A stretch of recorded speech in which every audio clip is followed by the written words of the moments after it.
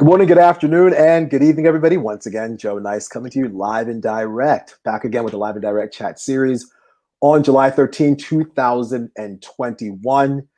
We're doing the Live and Directs at chats at a different time as usual. We used to do them at 12:30. We used to do them at 12:30 Eastern Standard Time, but we're deciding to do these in lieu of Joe and Kat chats because Kat and I are taking a break from doing our weekly podcast as we've done for the little more than a year now. So after Kat Wells each and every time. So now what we're going to do is do live and direct chats in place of Joe and Kat chats. And since I know a few people here and there around the world and around these United States, we're going to have some guests. So we're going to talk to some other people. Not that I mind talking to Kat because I can talk to Kat all day, but we're going to expand our horizons. We're going to open up the chat lines as it is. And today we're going to have a conversation with my wonderful friend, Dana Alhasan. And I pronounced that correctly. Dana? Yes, Okay. Dana. Dana Thank you for Alhasan. inviting me. Oh, you're very welcome. You're very welcome. And Dana, we met at a Palestine rally a couple of months ago, if I'm not mistaken. Yeah, we had two rallies and there was a vigil in between as well. Yes.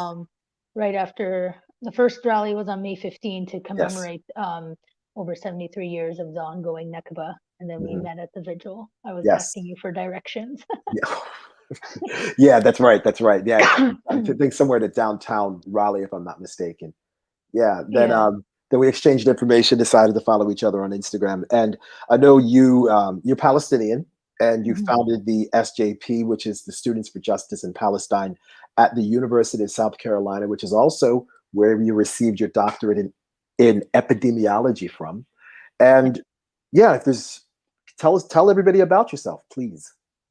Yeah, thank you, first of You're all, very again, welcome. for inviting me. Absolutely. So, as you said, I am originally from Palestine. I'm actually from a small village called Ebediyeh, which is next to Bethlehem. Okay. Um, Unfortunately, though, I've actually never been to Palestine. As many Palestinians living in the diaspora, this is a similar story to where we're constantly denied to be able to return to Palestine or even to visit. Oftentimes, we even see Palestinians with U.S. passports denied entry into Palestine. In fact, on the United States State Department website, it explicitly states that U.S. citizens with Palestinian descent who are denied from Israel, there's nothing that we can do about that. And so Wow. I am among 12 million Palestinians living in the diaspora who many of us have never been able to visit Palestine. But it's not only my dream to return to my land, it is not only my hope, but it is a science. It is the truth that we will return and that we will Mhm. liberate Palestine within our lifetime, inshallah. Understood. Understood. Understood. Inshallah. And I feel that it's almost listening to what you're saying about all this. It almost feels like it's a personal duty and almost a responsibility to go back to visit your homeland. Yeah, absolutely. I mean, everything about me is Palestinian, right? You know, the dialect of Arabic that we speak at home is Palestinian. The food that we put down on our breakfast table, or hummus or falafel or betanjan metli or fried eggplant or whatnot, all of this is it's all Palestinian, even Mhm. our dance of Debkin, for example, our weddings and just every single aspect of our life is all about Palestine. And so it's really important for us to return to our homeland. And then Understood. because of the ongoing Israeli colonization of Palestine, so much of our identity is now politicized. And so, as an example, when I started my doctorate program at University of South Carolina, there Mhm. was this required teaching assistant seminar that all the doctoral students had to attend. Of And course. so it was my first time, came into this huge room trying to find a seat. I sat down and there was this person next to me and they just asked, "Oh, hey, where are you from?" I was like, "Oh, I'm from Palestine." And immediately they're like, "Oh, well, I support Israel." It's like, Wow. what? Wow. You don't want to get to know my name first. You just automatically want to throw out your political affiliations. Right. And then it's because this person then went on to explain that because they're from India, that they support Israel, because India as a country is actually the largest buyer of weapons from Israel. And so the weapons that Israel creates and tests on Palestinians and then sells across the world, they also sell to India, in which India then uses to oppress people, including people in Kashmir. And so definitely a lot going on there, but initially I That brought up much. the story to Mhm. just explain how politicized our identity is. That, this is one story of many throughout my life, that wherever I go and even introducing myself just simply as a Palestinian, that immediately it's politicized, that I'm immediately put in a place where I have to defend my country and defend myself, and that we can't just be. Right. Can't just be human beings, which which is interesting because there is an obvious intersectionality between that and, quite honestly, Black people living in the United States. Because Hmm.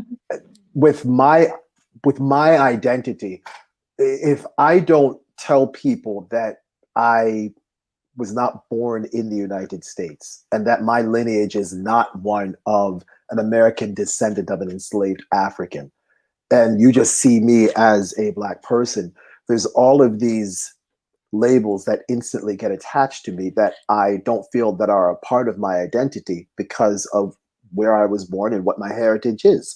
As many of the listeners and viewers know, I was not born in this country. I was born in England. My parents are from Trinidad, and I came to the United States when I was 2 years old. And although I have citizenship in all three countries, I don't necessarily consider myself as a quote unquote Black American. And as a result, there are all of the historical connotations and attachments that don't cling to me and don't are not part of my identity as a result of my lineage and or my heritage. And because of that, I feel there are certain situations where I might get treated differently as a result, as opposed to just being a Black person who is a descendant of an enslaved African. And with your situation, it's you have this immediate labeling that people put upon you simply because you say you are or from Palestine. Hmm. Exactly. Um, I guess just as we're speaking, a few things came to mind. Mhm. Tell me, Um, so of course, this idea of identity. And so yes, I've lived here in the US for a long time. of I was course. actually born in Saudi Arabia on an American compound, so I never had the real like Saudi Arabia or Arab upbringing life. It was always on an American compound. Mhm. But regardless of that, I still do not identify as an American.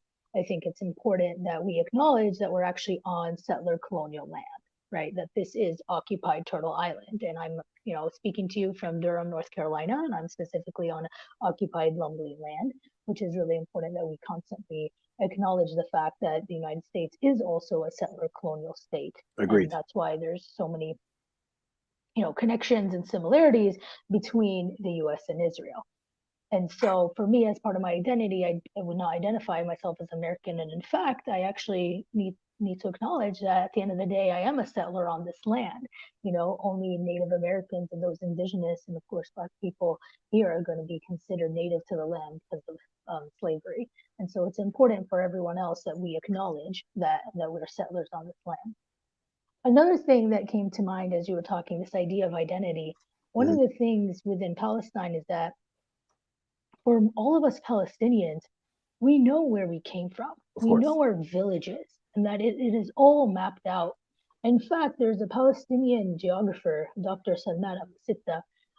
He's the head of the Palestine Land Society. And this, as an organization, the Palestine Land Society has taken all the time to map out all the villages of Palestine and where people came from. And many people's homes are still there and present to this Mhm. day from the time that they were expelled and dispossessed in 1948 when Israel was created. Sure. And so we can trace our lineage and we know exactly where we're from.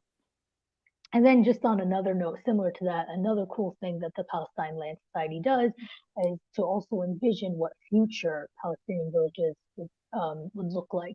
So, within a liberated Palestine, for all of us Palestinians to return to our homeland, what that would look like.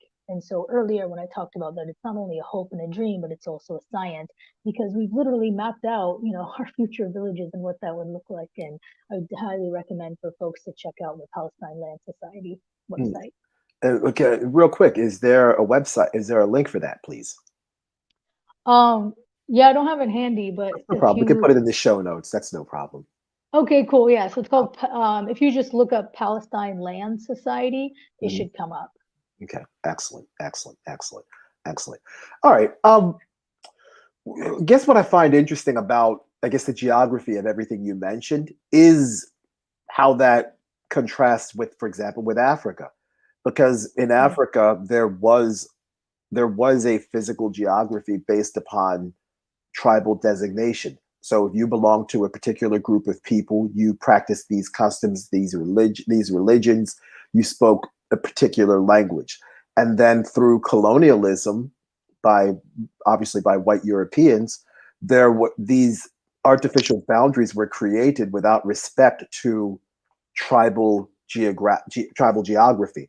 So as a result, there were people who were originally from the same grouping, from the same tribe, but now were separated based upon European geographical standards rather than African geographical standards. So as a result, when we were trafficked, when Africans were trafficked from present day Angola to what is now known as Fort Monroe, Virginia on August 20th, 1619, the the physical geographical connection with many Africans living in the United States through descendancy has become removed from generation to generation because Mhm. we don't know exactly where we came from in Africa. There is, I, I would have a difficult time figuring out where in Africa my ancestors came from because that connection has not only been removed because I'm now living in the United States, it's also been removed because I was born in England and because my parents were from Trinidad, and Trinidad was a colony of England until 1962. So there's even more of a separation from with me to Africa because of through generational distancing, so to speak. So I find that interesting with the connections that you had when you mentioned it being a science, because geography is a science.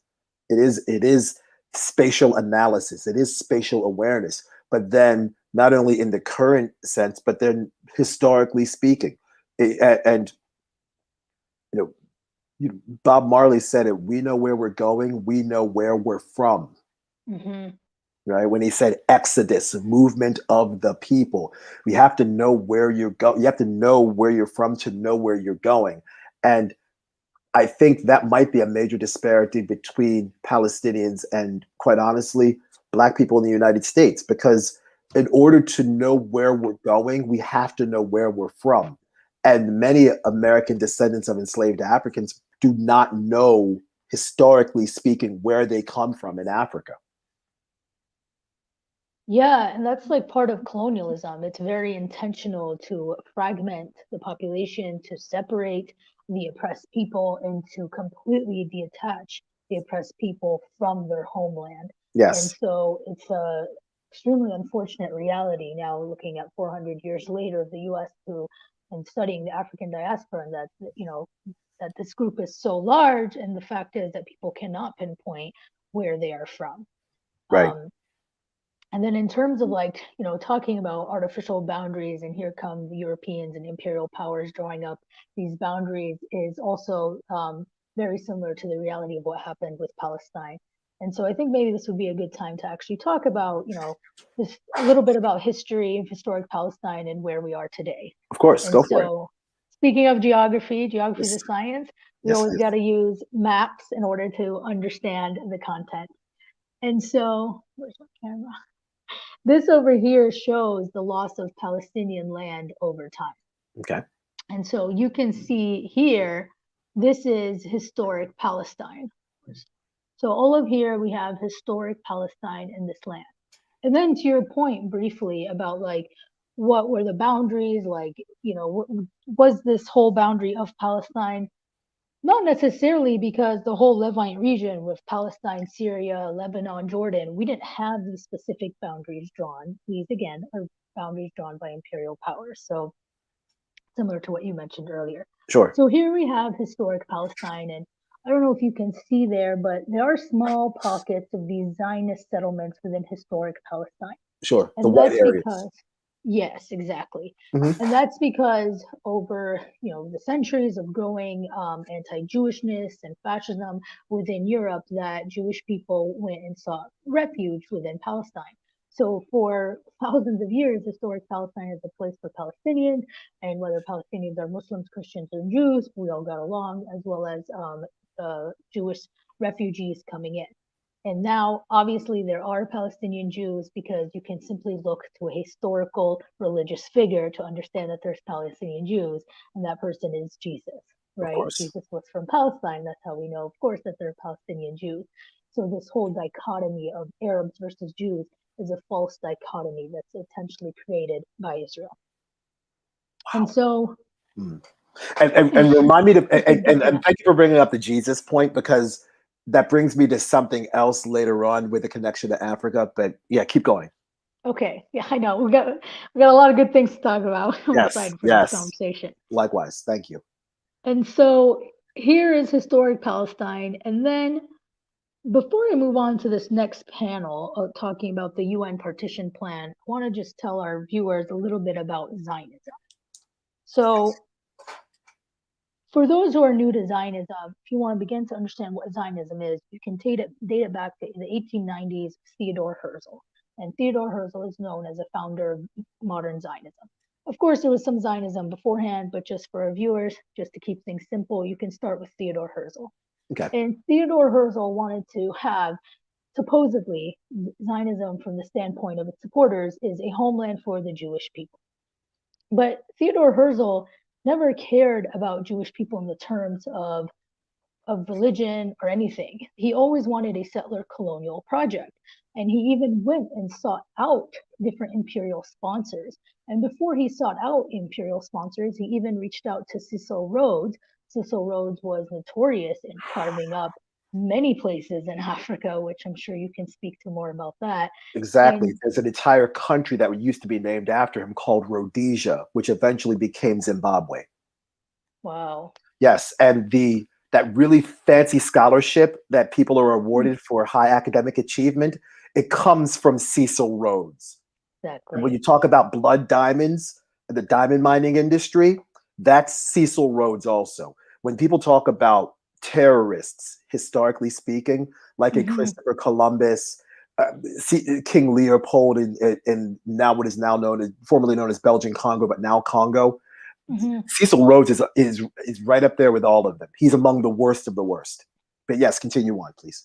And thank you for saying that, because that really shows the point. The fact is that Theodore Herzl sought out advice from Cecil Rhodes, and he told Cecil Rhodes, like, hey, you're going to be interested in this project because it is a settler colonial project. Mm-hmm. And so this is in the beginning of 1890, early 1900s.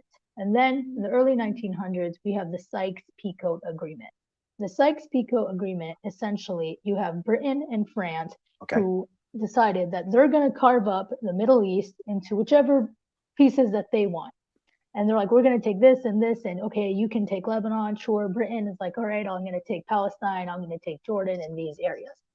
And at the same time, in trying to defeat the Ottoman Empire, the Britain also reached out to leaders of Jordan and something called the Hussein McMahony exchange of letters, and told people of Jordan, hey, if you fight with us to fight against the Ottoman Empire, then we're going to give you some land.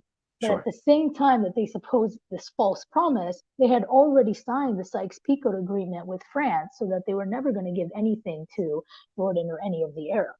Sure. And then 2 years later after that, in 1917, we have the Balfour Declaration. The Balfour Declaration came from Lord Balfour from Britain, saying that, yes, we promise in historic Palestine a land for the Jewish people. So it affirmed the Zionist project in place.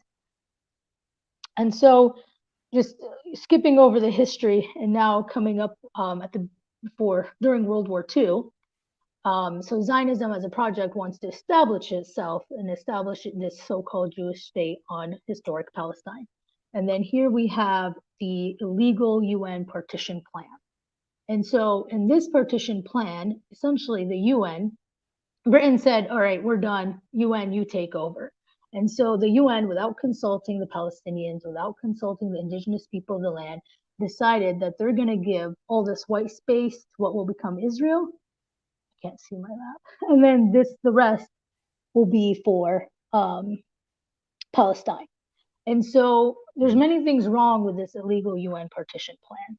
First of all, it does not consult the indigenous people of the land.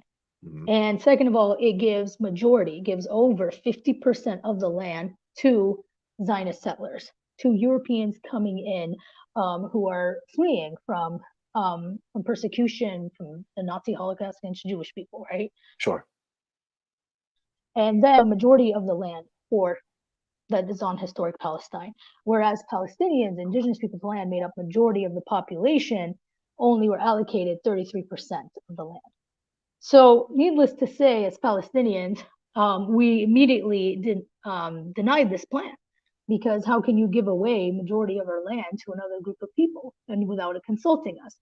And so what happened after this was that war broke out, and we have the beginning of the Nakba, and that the Zionist regime ended up extending beyond the borders that were initially allocated in the UN partition plan. So instead of getting 55%, trying to do math in my head, I believe they extended beyond the borders to maybe about 80%. That's a little bit wrong, but close enough. Close enough. So the point is for our viewers to understand that when Israel established itself, as we can see over here, it was beyond the borders that were allocated in the partition plan. So this is what we call the green line in the partition plan, but the Zionist regime extended beyond that, leaving only the West Bank and Gaza. And at this time, the West Bank is controlled by Jordan and Gaza is controlled by Egypt.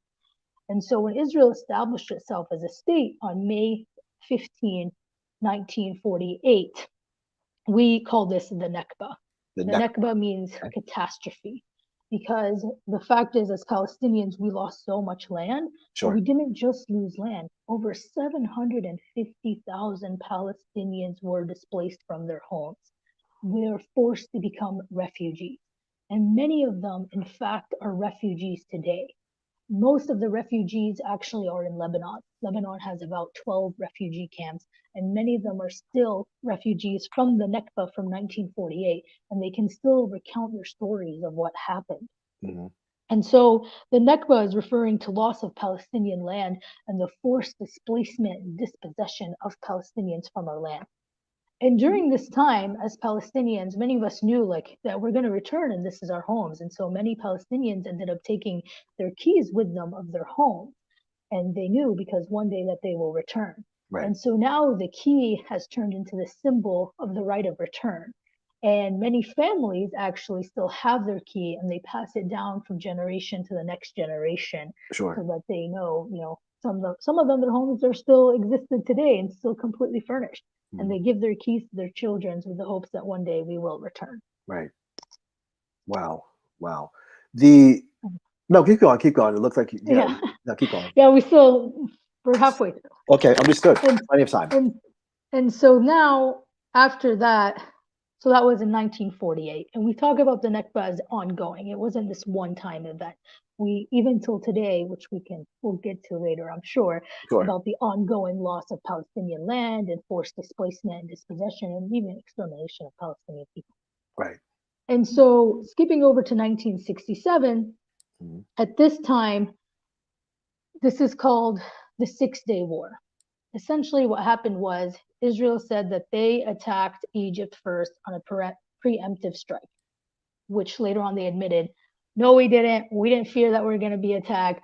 We just wanted more land. We are all about extending our Zionist project, which is about acquiring more land. Sure. And so the result of the 6-Day War was that Israel began to occupy the West Bank and Gaza.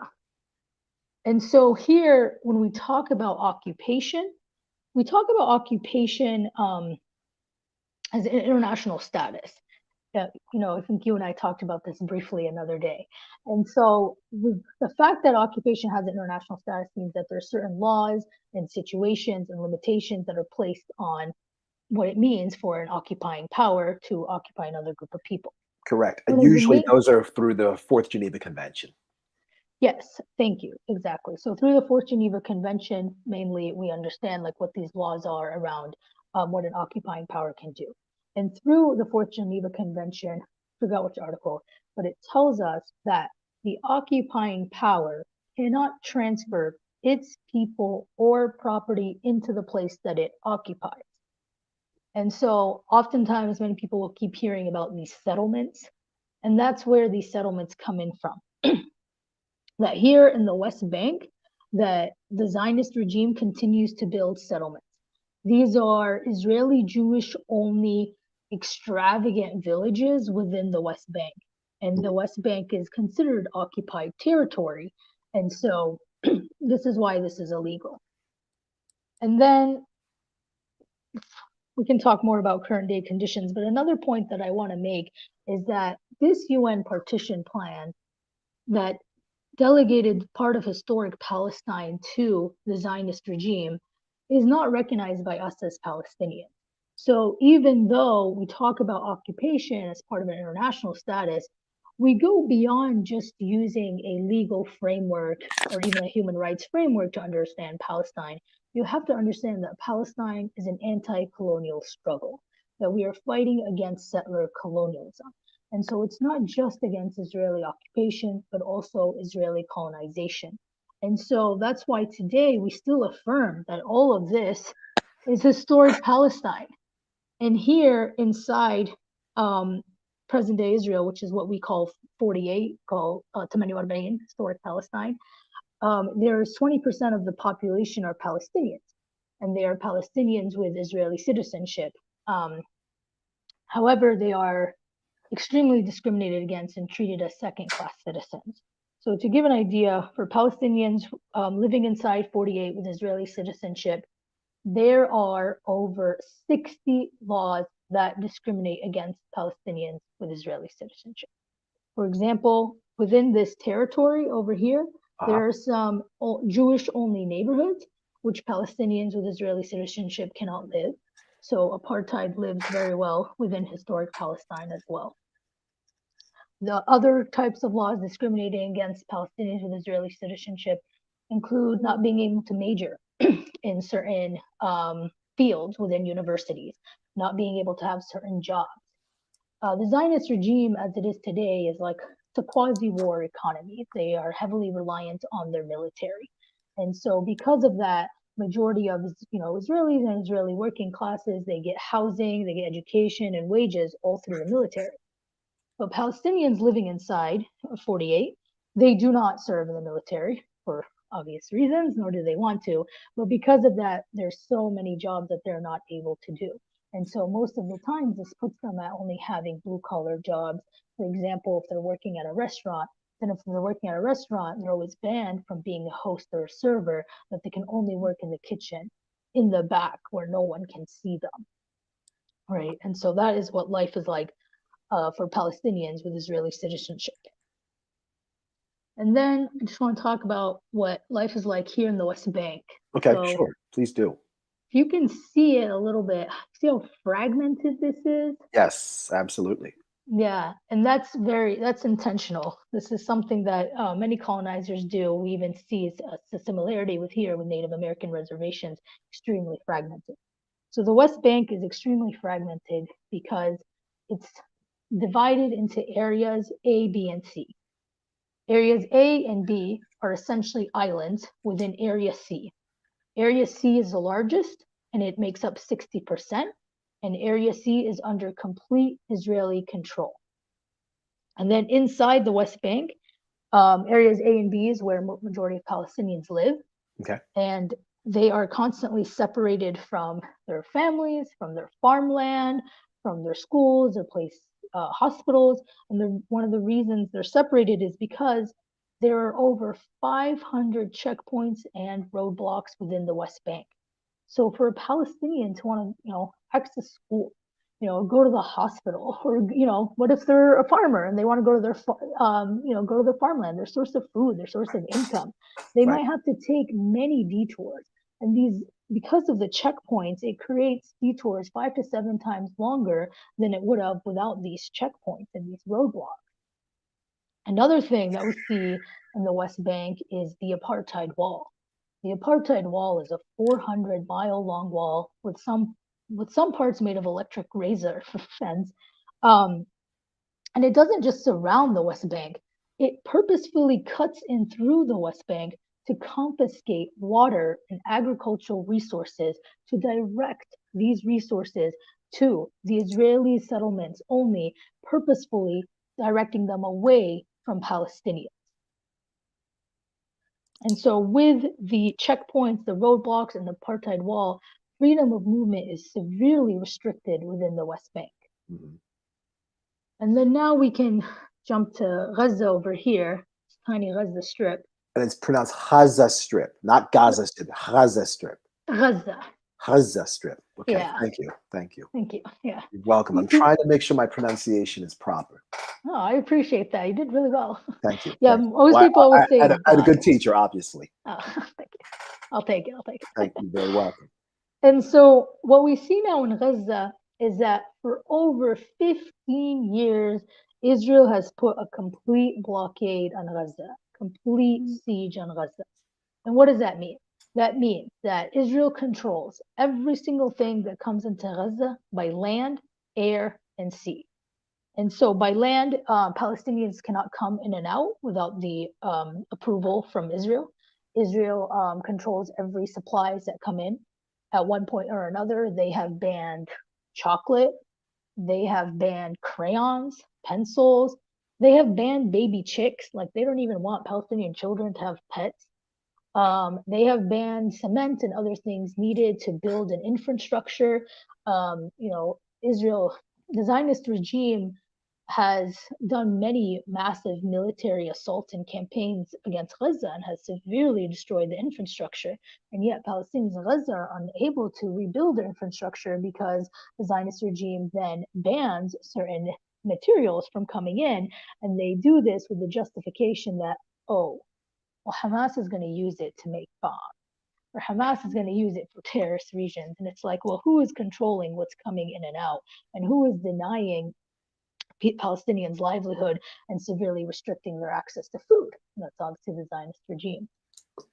And then no planes or anything can fly over Gaza except with the permission from the Zionist regime. And then no boats can even come in to Gaza.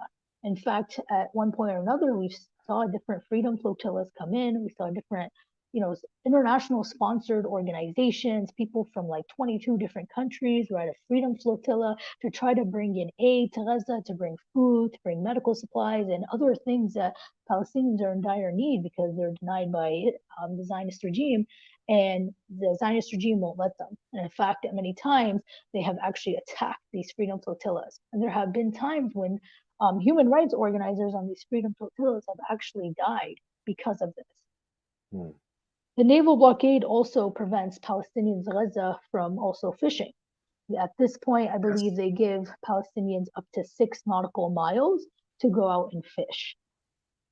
I don't know what nautical miles means, but I know that 6 nautical miles is not going to be enough for a fisherman to be able to go out and catch food, your source of food and your source of income.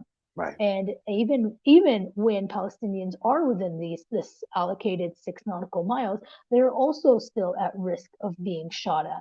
And we do even see where Palestinians are killed by the Zionist regime when they're going out and trying to fish as well. And so obviously the blockade on Gaza is extremely detrimental on the health and the conditions of Palestinians. And so, of course, it is important to end the blockade. And I bring this up because right now what we're seeing also is in Cuba, talking about an end to the blockade. And, we can simply look to Cuba to also understand how severe sanctions are, and that sanctions are never a form of security. Well, unless we put sanctions on Israel. But they're never a form of security. They're always a form of punishment and control by colonizers. And so I guess for folks who are new to Palestine, what we have today are Palestinians living inside 48. We have Palestinians in the West Bank. We have Palestinians in Gaza. And then we still have Palestinians living in refugee camps, whether the refugee camps in the West Bank, Lebanon, Syria, and Jordan, or elsewhere. and then we have Palestinians in the diaspora. So these are the different groups of Palestinians that we have that are all impacted by Israeli colonization in one form or another. Wow. Wow. Yeah, so a lot out there. That is a lot. And of course, being a scholar that I am, I like to take notes because I can't remember everything, but I do take notes. And there's a lot to dissect here, and I want to try to get into some of that in the 25 minutes that we have left. You mentioned before, I'd say about 15 minutes ago, you said that Jesus was a Palestinian Jew. Mm-hmm. And what's interesting about Jesus, and I grew up Catholic. I went to Catholic schools in elementary and in high school. And I've always wondered why Jesus has been depicted as a blonde-haired, blue-eyed white person. I'd always wondered that. And the more I think about that, I and if this offends some people who are devoutly Catholic, so be it. I've always wondered, and I've always thought now more than ever, that having a white Jesus is maybe the greatest tool of white supremacy in history. And the reason I'm saying that is because of this. Because what, quite honestly, you and I and other people who are not, I guess, let's even break it down even further, not cisgendered white males have been taught is that this white man is the pinnacle of perfection. He is everything that we should be praying to and aspire to be. And if we are not living a life in quote unquote his image, then anything that is in opposition or contrary to this white person we should be idolizing means that we are automatically put into some sort of subservient position. Mm-hmm. We are lesser than simply because we instantly don't look like this person. We don't look like this blonde-haired, blue-eyed person from the Middle East. And as a result, anything that we do is automatically going to put us in and is automatically going to make anyone that doesn't look like him as a second class or third class citizen, and again, I have a major problem with, I'm becoming less religious as I get older, but I have an even bigger problem with Black people worshiping a white Jesus. I have a huge problem with that. And because given everything you just said, and given the physical geography of the Middle East, there's Mm-hmm. no way that Mm-hmm. Jesus could have had blue eyes and been a pure white person. That's just it's anthropologically impossible for that to be the case. It just is, which just goes to show you how deeply embedded and inbred white supremacy actually is.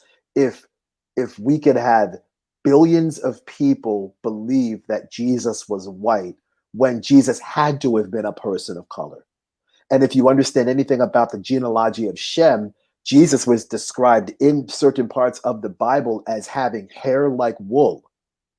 Now, I don't know about you, but I don't know how many white people have hair looking like wool. Yeah, Jesus was one of the people. Jesus was about organizing the masses and fighting against the oppressors. Of Please course. don't tell me you think that Jesus was white. Like that's ridiculous. He couldn't And have.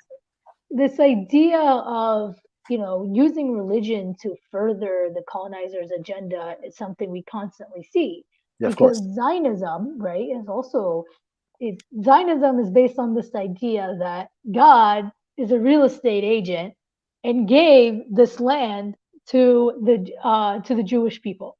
Yes. Right, this idea that God is a real estate agent. We hear this a lot because also here on Occupied Turtle Island, the idea of manifest destiny, right? It was also that God gave the land to the pilgrims, because the native people were the native indigenous people were savages. We don't know how to cultivate our land. We can't make the desert blue. Like these are some of the Zionist myths, and that we must rely on the colonizers, the European imperial powers to come and help us cultivate our land. But you go to historic Palestine and you'll see it was filled with olive trees and lemons and oranges. We had so many orchards. You go to Jaffa and pick the oranges. You're in the West Bank areas and you see all the olive trees. We definitely knew how to cultivate our land, and it was extremely fertile land, which also was one of the reasons why Palestine was just so intriguing for the Zionist project, right? Of course. And then, of course, they were able to use this religious excuse in order to further their agenda. So we Right. constantly see today how religion is used as an excuse to further their agenda and Yes. how it's weaponized. Another thing is that we also see how the Zionist regime will actually perpetuate Islamophobia to further their agenda.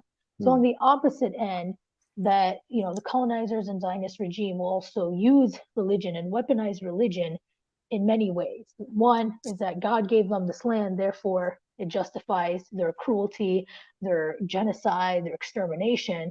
And then on the other hand, they just will point and paint Arabs with this broad brush that, oh, all Arabs are Muslims, and Muslim means extremist, it means terrorist. The fact is that many times we'll see the Zionist regimes will talk about, they'll equate Hamas with and Hezbollah with ISIS, and they'll use this to say that, oh, Hamas is a terrorist group, and therefore to justify their ongoing blockade and military bombardment on Gaza. But there are 2 million Palestinians living inside Gaza, and half of them are children. There's absolutely nothing you can say to justify the ongoing blockade and the military bombardment and assaults on Gaza. Hmm. So yeah, with this idea of religion is really Yeah. important. What's interesting, you mentioned manifest destiny several minutes ago. And quite honestly, manifest destiny never went away, in at least in a United States context, with respect to what you were speaking about earlier about Israel and Palestine, and essentially Palestinian land being taken over by Israeli settlement. Manifest destiny now has essentially become redlining and blockbusting in the United States. Exactly. It's essentially the same situation. It's Mm-hmm. just remixed from the mid 1800s to the concept of redlining began in my hometown of Baltimore, Maryland, I think in 1910, if I'm not mistaken, either 1910 or 1920. I want to say it's 1910, December of 1910. It began with what's called a racial covenant, where Black people lived in a certain area, white people lived in a certain area, and Black people could not live where white people lived, and vice versa. And it's not that much different than having particular neighborhoods where Jewish people are allowed to live and only Jewish people live there, and Palestinians live in a particular area and only Palestinians live there. And you see the not only the racism, but the how the mismanagement of resources for those particular communities gets distributed. Because I'll be willing to bet, and you in fact even said it. You even said something to the effect of that the Jewish settlements in those Palestinian areas are really well to do. They're Mm-hmm. nicely built homes. Very. They're very nicely built homes, and then you contrast that with what's happening in Gaza Strip. Did I pronounce that Gaza Strip? Gaza. Gaza, Gaza. Gaza, From like Gaza, the top of your mouth. Gaza. Gaza. God, okay, We're getting I'm there. working on it. I'm getting there. I'm getting there. It's not bad. Thank you, thank you. When you contrast that with the Gaza Strip, it's you just told me that essentially the many of the homes in the area they're not allowed to rebuild their homes. They don't have access to cement and lumber. They don't have access to tools. If they're taking away crayons and pencils from kids, they're probably not giving a whole bunch of adults power tools and other sorts of building materials to rebuild their homes and or their infrastructure. So it's it's interesting with that comparison between the United States and Palestine, especially with respect to Black folks, and Mm-hmm. it also extends to the educational system, because Mm-hmm. American descendants of enslaved Africans were not allowed to read. We weren't allowed to read. Additionally, we weren't allowed to practice our indigenous religions when coming from Africa to when being trafficked from Africa to North America. So when you discussed religion, that made so much sense to me, because the the idea of Catholicism Mm-hmm. as and across the African diaspora, it seems foreign, and it seems historically incongruent, given the anthropology and history of Africans. It would not necessarily make sense for Africans to be practicing not only Catholicism, but quite honestly, any branch of Christianity, because Christianity, and really not just Catholicism, but Christianity as an umbrella term for, let's say, Anglicanism, being Baptist, etc., is not something that is intrinsic or comes from Africa. It comes from a European framework and mindset. So it's interesting that you brought that up. And something else that I know that I wanted to get to, you mentioned about tech jobs and Israel and the Israeli security state, and obviously Mossad. It's been discussed quite a bit.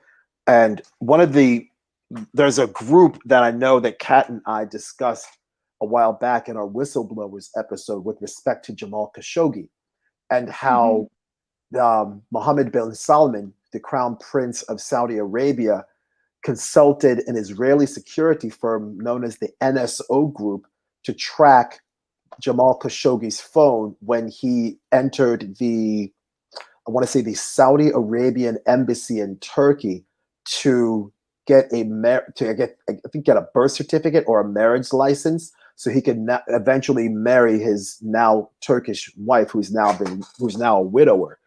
And that security firm, the NSO Group, essentially put some software on his phone and was able to track him. And Mohammed bin Salman's security detail murdered him and supposedly dismembered his body, and it was never found nor seen again. And we've seen examples of the NSO Group and Israeli security, especially cybersecurity, being quite lucrative for Israel. Yeah, there's so much to talk about there. Israel is the leader of security and defense. This is what it's called. And another company that I think is important to know is also called Elbit. I think it's ELBIT. Yes. Yes. So the Elbit Systems is, I believe, one of the largest security and defense, and I put that in quotations because obviously we know that security and defense just means oppression and control, and that they are not defending anything. That's just the talking point. And this actual system, so this company, they do operate a lot within the West Bank, a lot of surveillance technology. They also were contracted to come and build the wall on the so-called U.S.-Mexico border. And so here again, whether it's oppressing, Arab revolutionary leaders like and killing them, Jamal Khashoggi, Allah yarhamu, from doing that all the way to Mexico, and continuing to oppress people in Latin America. And the reason that they're even coming here in the U.S. in the first place is because of U.S. imperialism, right? Absolutely. And then I mentioned earlier about selling weapons to India that oppresses Kashmir. And so I bring up all these things and all these connections because when we talk about Palestine, Palestine is not a cause only for Palestine. It's a cause for all oppressed people. Perfect. And it was Ghassan Kanafani who said that. I can't take credit for that quote. That is to our revolutionary leader, Ghassan Kanafani. And so we understand that the ongoing colonization of Palestine does also, of course, immediately impact nearby places of Syria, because the Golan Heights are also occupied, Lebanon, of course, and Jordan, but not just within this area, all across the world. And so that's why I'm really glad that we're here and we're having this conversation to talk about this, and to understand how oppressive structures work together to oppress people. And another thing I actually want to talk about, because I know we're running a little low on time and I want to make sure that we mention this, is the ongoing alliance between the US and Israel and how much they work together. Sure. So another reason that people should care is because from our tax dollars, $3.8 billion a year, that's $10 million a day, goes and supports Israel for military equipment. we can literally bring all that tax money home. We can fund our schools, our houses, our roads. We don't need to put metal slabs on roads anymore. We can just fix the roads and we can improve our livelihood. And Exactly. so we are actually directly complicit in the ongoing Israeli colonization of Palestine through our tax dollars. But it goes beyond that. We see long history between the US and Israel working together. And something else that we see is something that we call these deadly exchange programs. The deadly exchange programs are US law enforcement, whether it's NYPD or other local law enforcement, FBI, ICE, etc., actually go to Israel and train with Israel. And they literally exchange tactics and strategies and weapons. How do we control? How do we crowd control? How do we oppress people? And these deadly exchange programs are actually funded primarily by the ADL, the Anti-Defamation League. Mm-hmm. The ADL, paints itself as this pro-civil rights organization, but in reality, it doesn't take. It's pretty obvious for anyone to just understand the fact that the ADL is sponsoring these deadly exchange programs and having US local law enforcement be trained by Israel. We obviously know that they're not a civil rights organization. Mm-hmm. And so this is something else that's really important to know. And actually here in Durham, about 2-3 years ago, Durham City Council was the first city council to vote to make sure not to have their local police be trained by Israel in the future, which is an extreme win. And now we are launching a similar campaign in Raleigh, North Carolina, to also demilitarize Raleigh so that we can end Israeli police exchanges with the Raleigh Police Department. Mm-hmm. And so folks can look up RAIA. RAIA is the Researching American-Israeli Alliance. This is a fantastic resource in order to see all these different types of US local law enforcement who have been trained by Israel. And you can look up your own hometown and see as well, if any of your places or any of your local law enforcement have been trained by Israel, and actually you can launch a demilitarized campaign. And there are a lot of resources out there on how to do it. So we can definitely drop those in the notes afterwards. Of course. And what's interesting about, you mentioned the Deadly Exchange Program, and I've actually read a little bit about it. And one of the maneuvers that we remember last summer and shooting rubber bullets, and these rubber bullets were being shot they weren't being shot at people. Well, they weren't shot as a deterrent. They were shot to injure and or maim. And the places in which people were being shot, in the eye, in the groin, in the nipples, these are meant to debilitate and permanently scar and or injure, but not necessarily kill. And it's the same types of locations on another person's body where you would see Israeli military forces shooting and in many cases killing Palestinians. You would see Palestinians being shot in the eye or in the throat or in the leg or in the groin. And we saw that last summer. We saw that last summer in many of the protests around the United States. And of course, the protests were as a result of what happened on May 25, 2020, when Derek Chauvin knelt on the neck and the throat of George Floyd for 9 minutes and 29 seconds. I'll be willing to bet you that kneeling on the neck is not a technique that is taught in the United States. It is there's a reason why George Floyd died with a knee to the neck, because it was probably from the Deadly Exchange Program.